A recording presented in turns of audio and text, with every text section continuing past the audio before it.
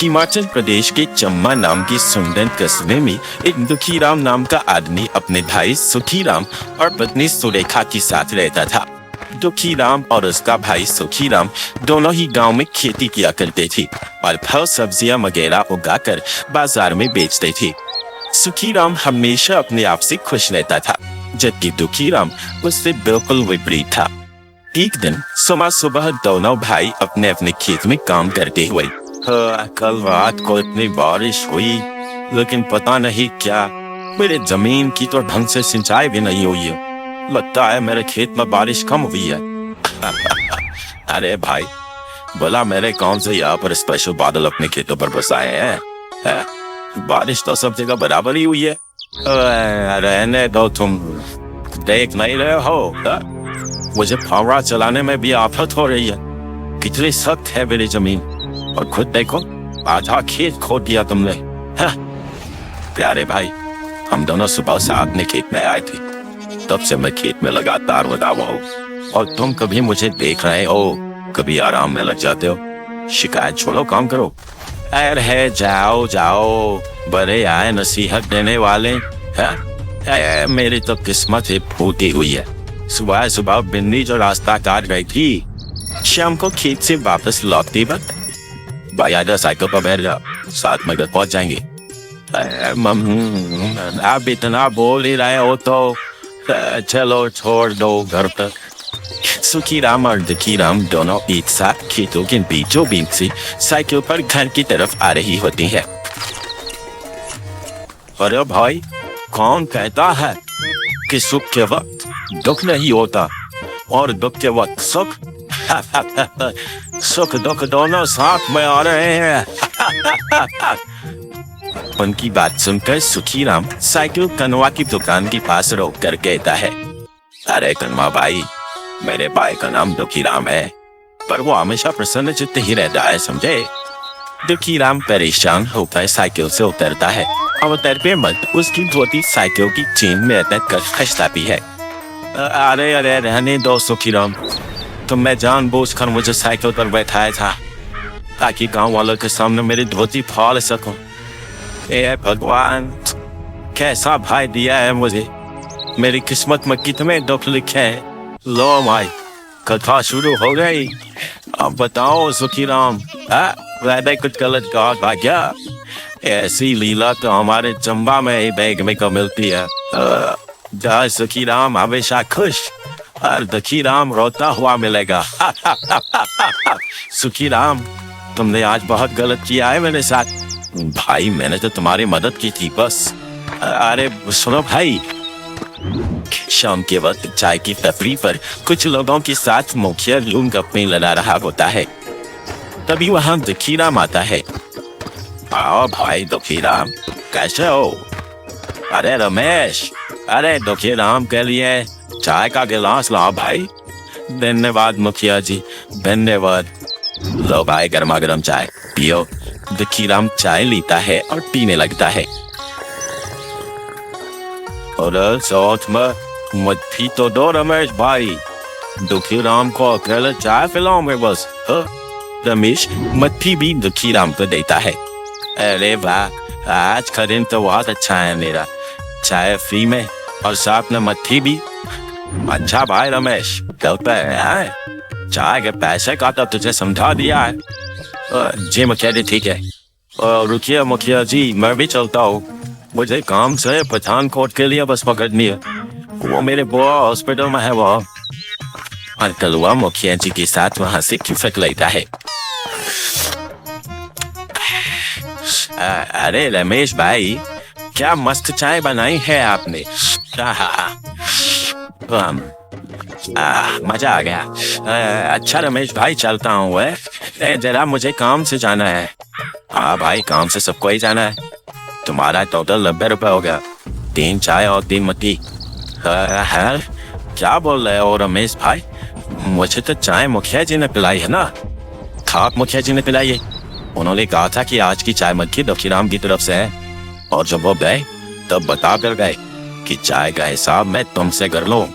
अरे ये बुलाओ मेरा उल्लू बन गया, किसी दिन इसे नदी में धकेल दूंगा, बता रहा हूँ। और ना चाहते हुए भी सारे पैसे देकर बरबलाता हुआ रावी नदी के किनारे एक पहाड़ की चोटी पर आकर बैठकर अपनी जिंदगी को कोसने लगा। क्या बेकार जिंदगी है इंसान की, बस दुख तकलीफ है और मेरी जिंदगी तो परेशानियों से भरी है। धिक्कार है मुझे इस जिंदगी पर।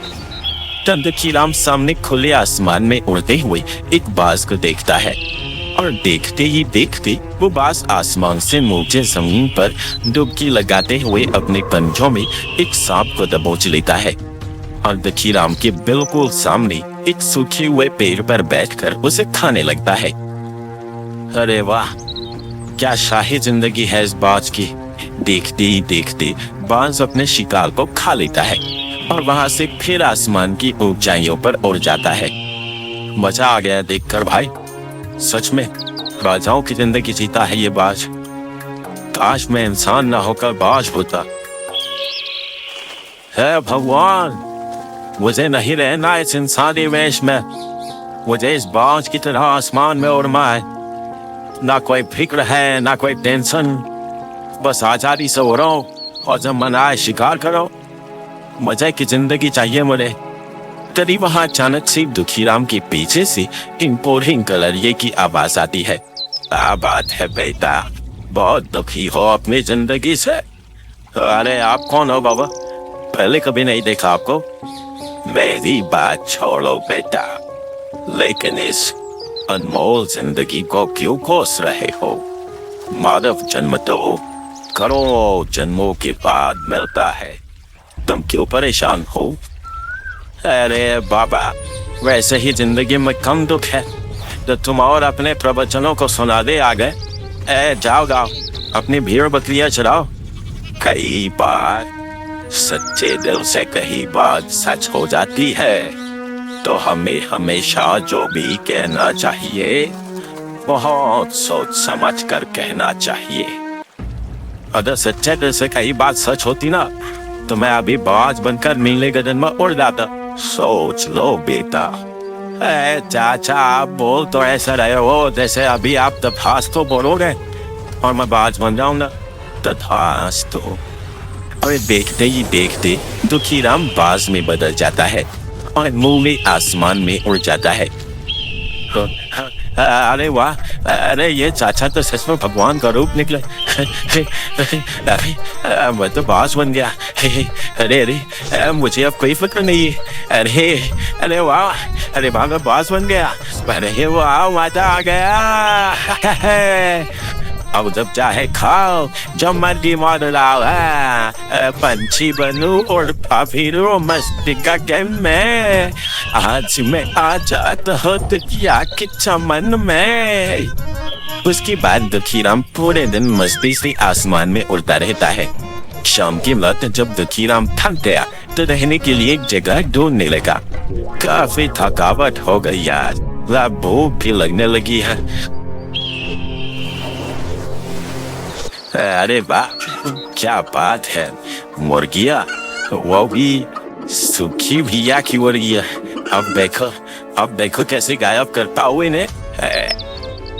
दुखीराम आसमान से डुबकी लगाकर सीधे सुखीराम की आंगन से मुर्गी को दबोच लेता है और मजे से एक पेड़ पर बैठकर खाने लगता है। देखा कितना बुद्धिमान हूँ मैं, इंसान बनकर हमेशा सबने मेरा मजाक उड़ाया। अब मैं मर्जी से जब चाहो जहाँ चाहो शिकार करके मजे की जिंदगी जियूंगा। चलो अब इस मुर्गी से पेट भरता हूँ। दूसरी तरफ आंगन में अपनी मुर्गियों को गम पाकर सुखीराम, अरे ये मेरी एक मुर्गी कहाँ गई? सब जगह ढूंढ लिया, अब तो शाम का वक्त है, लगता है कोई नेवला या बाज उसे दबोच लेगा। कल से इन्हें दरबे के अंदर ही दाना डालूंगा, नहीं तो सब गायब हो जाएंगी। उस रात दुखीराम पूरी रात एक पेड़ पर बैठकर बिता देता है और अगली सुबह, अरे वाह, क्या सुहानी हवा चल रही है। लेकिन यहाँ मजा नहीं आ रहा। चलो बादलों के ऊपर चलकर हवा खाता हूँ। दुखीराम पोलान भरता है और कुछ ही वक्त में आसमान में बादलों के ऊपर चला जाता है। आहा, है ना जिंदगी के असली मजे। मैं यहाँ मजे कर रहा हूँ और उधर मेरा बेवकूफ भाई खेतों में अपना समय बर्बाद कर रहा होगा। कितना बुद्धू है बेचारा सुखीराम। तभी कुछ बदमाश कौवे आकर दुखीराम की पीठ पर बैठ जाते हैं। अबे कलुआ, अबे कलुआ, अबे मेरे पीठ पर क्यों बैठा है? अबे वो तेरे अगले पंख काम नहीं कर रहे क्या? अबे नीचे डॉक्टर अबे कौवे नहीं मानते और उसको चोंच ही मारने लगते हैं। अबे ये तो दादा अभी बताता हूँ, रुको। दुखीराम बादलों के ऊपर की तरफ उड़ान भरता है और कुछ ही देर में ऊंचाई ज्यादा होने के कारण कौवे नीचे भाग जाते हैं और दुखीराम बादलों के ऊपर उड़ जाता है। अबे है क्या हुआ? सवारी नहीं करनी? भाग कहाँ रहे हो बे? बैठो अब। बड़े आए दुखीराम को परेशान करने वाले। उसके बाद दुखीराम की नजर चाय की टपरी पर बैठे मुखिया और कलुआ पर पड़ती है। अरे वाह रे मुखिया, चाय के पैसे मुझसे दिलवाए थे ना। रुक, आज तेरी पगड़ी सरेआम उछालता हूँ। रुक तो। दुखीराम उड़कर जाता है और मुखिया की पगड़ी लेकर उड़ जाता है। अरे बचाओ, अरे भैया बचाओ, अरे ये बाघ मुझ पर हमला कर रहा है, अरे मेरी पगड़ी कहाँ ले जा रहा है? अरे रुदा, अरे मुखिया जी ये क्या? आपकी तो सारी खेती उड़ रही है। अबे चुप कर आरामी। और बांस के पीछे कुछ देर तक भागकर रुक जाते हैं। अरे मर गया, अरे करम दिले कलवा कहाँ गया रे? मेरी पगड़ी लेकर सारे गांव में किसी को नहीं पता कि मैं गंजा हूँ। जल्दी जा, मैं यहाँ पेड़ के पीछे छिपा हूँ। अरे मुखिया जी वो बात है, वो तो सामने आसमान में गायब हो गया। कहाँ से लाओ आपकी पगड़ी? दोपहर के वक्त सुखीराम घर पर। आज 2 दिन हो गए दुखीराम घर पर नहीं आया है। वो सही सलामत तो होगा ना? पता नहीं कहाँ गायब हो गया। आप क्यों फिक्र करती हो? कहीं अपने दोस्तों के साथ गया होगा, आ जाएगा। पता नहीं क्यों, लेकिन मुझे कुछ अनहोनी का अंदेशा सा लग रहा है। वो इतना वक्त घर से दूर कभी नहीं जाता। मैं ऐसा करता हूँ, गाँव वालों से कुछ जानकारी लेकर आता हूँ। अच्छा ठीक है। उसके बाद सुखीराम सीधा कनुआ नाई के पास जाता है। कैसे हो कनुआ भाई? बहुत अच्छा हूँ भाई, आप कैसे हो? कैसे आना हुआ? बाल कटवाने हैं या हजामत? नहीं भाई, आज अभी कुछ नहीं करवाना है। बस जानकारी चाहिए थी कि कहीं दुखीराम को देखा हो तो। अरे उसको तो परसों पप्पू ने रावी नदी के किनारे पहाड़ी के छोर पर बैठे देखा था और उसके बाद किसी को नजर नहीं आया। नहीं भाई, मेरा भाई कहीं लोगों की बातों को दिल में लगाकर रावी में तो नहीं कूद गया। नहीं, ऐसा नहीं हो सकता। परेशान मत हो सुखीराम, लेकिन अगर 2 दिन से गायब है दुखीराम तो कुछ गड़बड़ तो जरूर है भैया। गाँव की लोग और सुखीराम सब जगह दुखीराम को ढूंढते हैं, लेकिन उसका कहीं कोई पता नहीं चलता और थक हार कर उसे लापता मान लेते हैं। उधर पेड़ पर बैठा दुखीराम सब देख रहा होता है। कितने बेमतलब है बड़े भैया। अरे भैया मैं मजे में हूँ, है आप लोग लगे रहो अपनी रोज की दिशाई में। मैं तो चला शिकार कर में। उस दिन दुखीराम सब जगह आसमान में सारी जमीन छान मारता है, लेकिन उसे कोई शिकार नहीं मिलता। रात होने को आई थी। लगता है आज भूखा ही सोना पड़ेगा, लेकिन कोई नहीं, कल सुबह कोई बढ़िया शिकार पकड़ूंगा। आज इस पेड़ पर अपना एक मस्त सा घोंसला बना लेता हूँ। लेकिन ये पेड़ तो कनुआ का है, इसके नीचे वो अपनी दुकान लगाता है। मुझे क्या करना है, मैं तो पेड़ पर लाऊंगा। और दुखीराम कुछ लकड़ियों से एक सुंदर सा घोंसला बनाकर उसमें सो जाता है।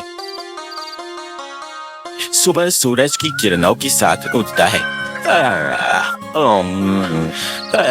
बहुत तेज भूख लग रही है, जल्दी से कोई शिकार ढूंढना होगा। इसके बाद दुखीराम हर रोज की तरह शिकार ढूंढने निकल जाता है, लेकिन पूरा दिन इसे कोई शिकार नहीं मिलता। दोपहर बाद वह भूख से बेहाल अपने घर के बाहर आकर बैठ जाता है।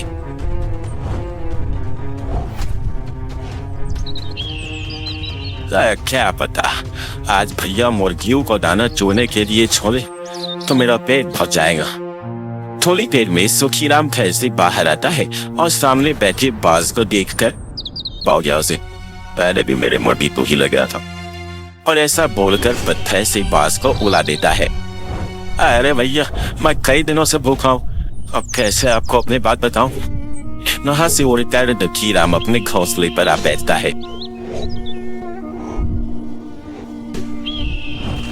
और वहां से नीचे काम कर रही कनुआ पर बीट कर देता है। अरे ये कहाँ से इस आफत ने घोंसला बना लिया यहाँ? रुक, तुझे अभी बताता हूँ। और एक पत्थर घुमाकर मारता है, जिससे बेचारा दुखीराम वहां से उड़ जाता है।